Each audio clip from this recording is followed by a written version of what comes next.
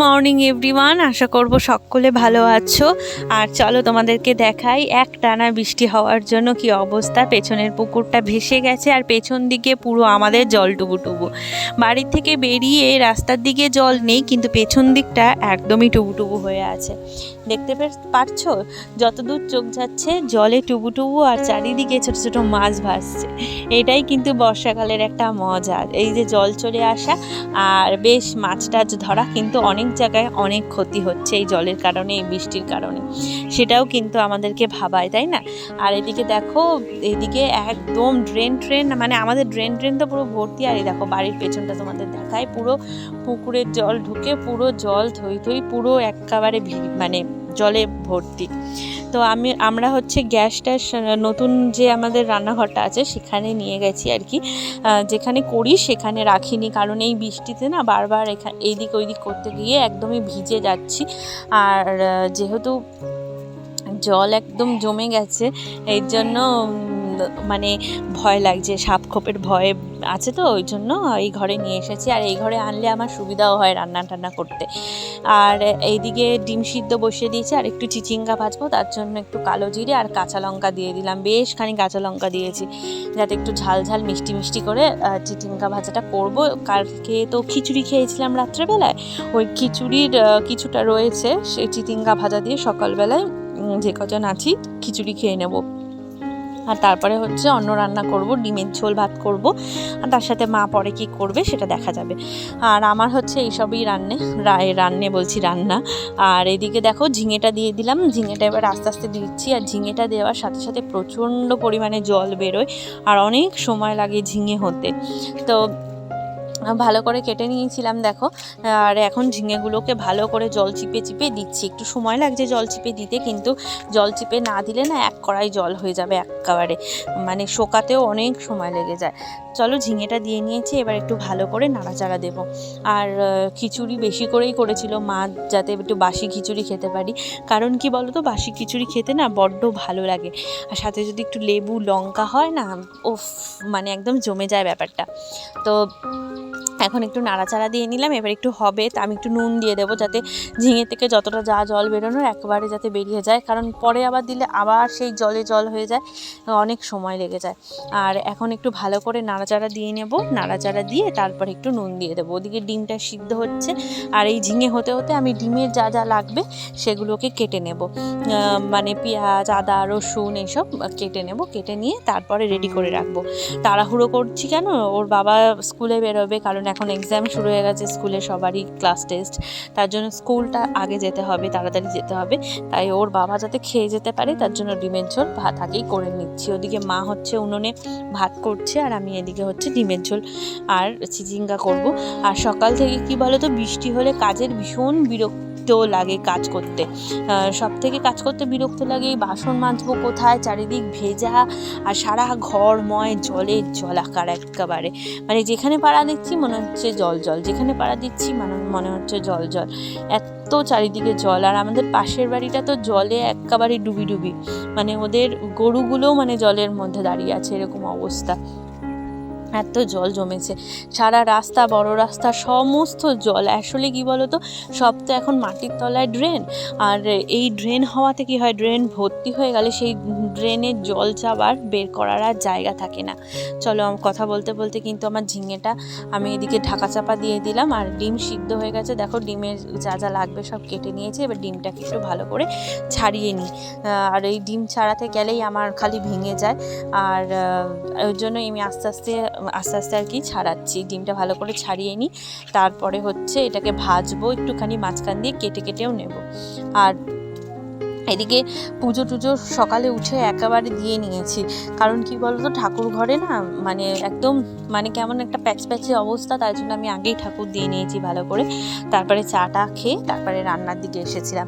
কোন যে কাজ করব সত্যি কথা একদম হুদ্দিশ পাচ্ছি না, ওই জন্য আমি রান্নাই করছি। মা বলছে আমি টুকটাক ঘুরে ঘুরে এদিক ওদিকগুলো কাজগুলো করি, বাসন মাজা থাকে, আরও জল টল ভরা আছে, আর কাপড় কাচা এক গাদা তো সারা ঘরে ভর্তিই আছে। আর এদিকে হচ্ছে আরও 1 গামলা আজকে জমে আছে। বলেছে আজকে নাকি বৃষ্টি হবে না, তো দেখা যাক, জামা কাপড়গুলো যদি একটু শুকায় বেলার দিকে যখন স্নান করব মেলে দেবো। আর এখন দেখো আবার বৃষ্টি শুরু হয়ে গেছে। চলো একটু ঘর টর এবার গুছিয়ে নিয়েছি, আর ওদিকে ডিমের ঝোলটা ফুটছে, ও ফুটতে থাকুক, আর আমি এদিকে ঘর দোরটা ঝাড় দিয়ে নিই, তারপর ভূমিকে খাওয়াবো, খাইয়ে তারপরে অন্যান্য কাজ করব। আর দেখা যাক কি মাছ টাছ আসে। মাছালা ভেবেছিলাম আজকে আসবে না, তাই সকাল সকাল ডিমের ঝোলটা করে নিয়েছিলাম, কিন্তু টুকটাক মাছালার আওয়াজ পাচ্ছি, ঠিক মানে জুতের মাছ পাচ্ছি না। দেখা যাক কি মাছ নেওয়া যায়। একটু ভূমির জন্য মাছ নেওয়াটা খুব জরুরি, কারণ ডিম তো স্কুল থেকে দেবে, সেটা খাবে একবার, কিন্তু একবার মাছ না হলে ওর আবার খাওয়াতে খুব সমস্যা হয়।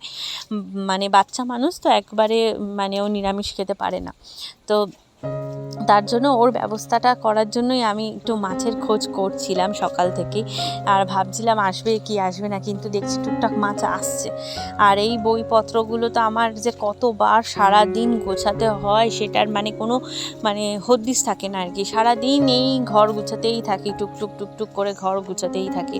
তো চলো অনেকখানি গুছিয়েও ফেলেছি আমি। এবারে আমি যাব হচ্ছে রান্নার দিকে। মা দেখা যাক কি মাছ টাছ নেয়, আর মাছগুলো নিলে মাম্মামের জন্য মাছের ঝোল করব, আর তার সাথে সাথে অন্যান্য কাজও আছে। সবার আগে হচ্ছে এই বাঁকটাকে আমি একটুখানি পরিষ্কার করতে এলাম, কারণ এই বাঁকটার অবস্থা এত খারাপ। এই বৃষ্টির মধ্যে সব পাখিদের আশ্রয় হচ্ছে এই জানলাটা। মানে আমাদের এই আশেপাশে মানে প্রচুর গাছপালা, তো গাছপালাতে কি হয়, এই ফ্যাচা পাখি না কি একটা পাখি বলে, সে পাখিটা, সব পাখিরা এক ঝাঁক কিন্তু আমাদের এখানে থাকে। যখনই জানলাটা দেওয়া থাকে দুপুরবেলা বা বৃষ্টি টিষ্টি পড়লে, ওরা কিন্তু বহুবার এই মানে জানলাটা এসে আশ্রয় নেয়। আর তোমাদের ব্লগেও আমি বহুবার দেখিয়েছি অনেক পাখিদেরকেও যে আমাদের জানলায় আসে। তার জন্য জানলাটা না প্রচণ্ড পরিমাণে নোংরা হয়। যেহেতু জানলার ওপরে আমাদের বেলকনিটা আছে, তার জন্য বৃষ্টি হলে যে একটা কাদা কাদা ভাব জানলার মধ্যে এসে পড়ে বা ভেজা ভেজা, সেটা কিন্তু হওয়ার কথা না। যেহেতু পাখিগুলো এসে থাকে তো তাই নোংরাটা বেশি হয়। আর এই গাছগুলোকে, আরও 2টো টবকে আমি নতুন এনেছি রান্নাঘর থেকে, যেহেতু ওখানে গ্যাস নিয়ে এসছে, তো তাই ওই গাছগুলো, রান্নাঘরের গাছগুলো এখানটা নিয়ে এসেছি, আর ভালো করে মুছে দিলাম। ভূমিও ওঠে, জায়গাটা নোংরা থাকলে ভীষণ বাজে দেখায়। আর দেখো পরিষ্কার করে তোমাদের দেখাচ্ছি কতটা সুন্দর লাগে। এভাবে সুন্দর গুছিয়ে পরিষ্কার করে রাখলে দেখতেও সুন্দর লাগে আর ভালোও লাগে। আর চলো আমার এদিকে হয়ে গেল, এবার যাব রান্নাঘরে। আজকে পুরো রান্নায় আমি করেছি, খালি ভাত করেছে মা। ওদিকে ডালও হচ্ছে সিদ্ধ, ডালটাও সোমবার দেবো। তার সাথে ভূমির মাছের ঝোল করব, আর হচ্ছে এই যে মাছের যে ডিম, কাতলা মাছের ডিম ছিল কিছু, সেই ডিমটার এই যে বড়া করছি। এইভাবে আমার মা বড়া করে। আবার আমার বাপের বাড়িতে ওই ডিমটাকেই ছোট ছোট করে কেটে ভাজে নুন হলুদ দিয়ে। প্রত্যেকের বাড়িতেই এক এক রকম নিয়ম, তাই না? তো দেখো সকাল 9টা থেকে তোমাদের সাথে আজকের ভিডিওটা শুরু করেছিলাম, তো এখন প্রায় 1:30 মতো প্রায় বাজতে যায়। আমার এখনও রান্না হয়নি, সব হয়েছে এই বৃষ্টিটার জন্য। বৃষ্টির জন্য কোনো কুল কিনারা পাওয়া যাচ্ছে না কাজের। এদিকে মেয়ের খাওয়ানোর দেরি হয়ে যাচ্ছে, মাছের ঝোলটা হলেই মেয়েকে খাওয়াবো, তারপর স্নান করাবো। এখনও গ্যাস ট্যাস সব মোছা বাকি। এখন প্রায় 1:35 মতো বেজে গেছে, তো এখন ভালো করে মুছে নিয়ে, যেহেতু মেয়েও খুব দেরিতে উঠেছে, তার জন্য ওকে খাইয়েওছি, ওকে এখন খাওয়ানোর সময়ও হয়নি, তাই ভাবলাম গ্যাসটা আগে মুছে নিই, তারপরে ওকে খাওয়াবো। তো গ্যাসটা, এই জায়গাটা যেহেতু নতুন রান্না করছি, তো এই জায়গাটা যদি ভালো করে না মুছি না, তাহলে প্রচণ্ড তেলচিটি হয়ে থাকবে। আর ওর বাবা এমন চিৎকার দেবে তা দেখে, সেটা মানে একটা প্রায় বিশ্বযুদ্ধ বেঁধে যাওয়ার মতো বিষয় হয়ে যাবে।